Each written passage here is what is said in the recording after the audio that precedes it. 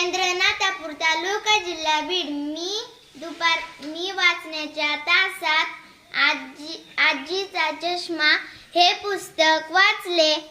एक आजी होती, तिला वाचणे 5 वाजता पेपर वाचायची व पेपर वाचणं झाल्यावर फिरायला जायची। एके दिवशी तिला तिचा चष्मा भेटेना, तर तिने तिच्या नातीला म्हणजे गीताला उठवले।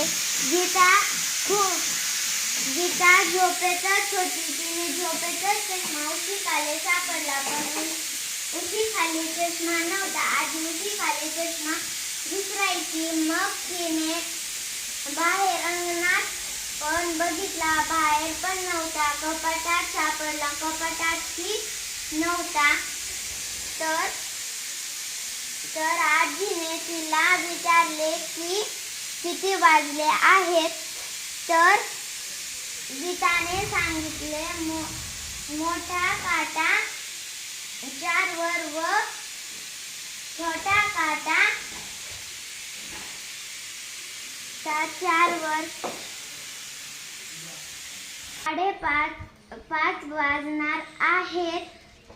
तेवढ्यात गीताची नजर पलंगाखाली गेली। तिथे मनीमाऊ होती। मनीमाऊच्या पायाजवळ काहीतरी होते। तिने मनीमाऊला बाहेर काढले। मनीमाऊ सोबत चष्मा बाहेर आला।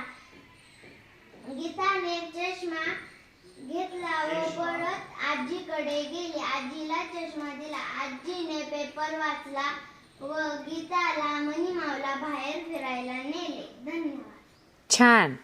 तिने जी गोष्ट वाचली त्याचा सारांश सांगितला। असं काही नाही आहे की जशाल तसं पुस्तक सांगावं। छान. तिच्यासाठी आपण शाबासकीची टाळी देऊयात.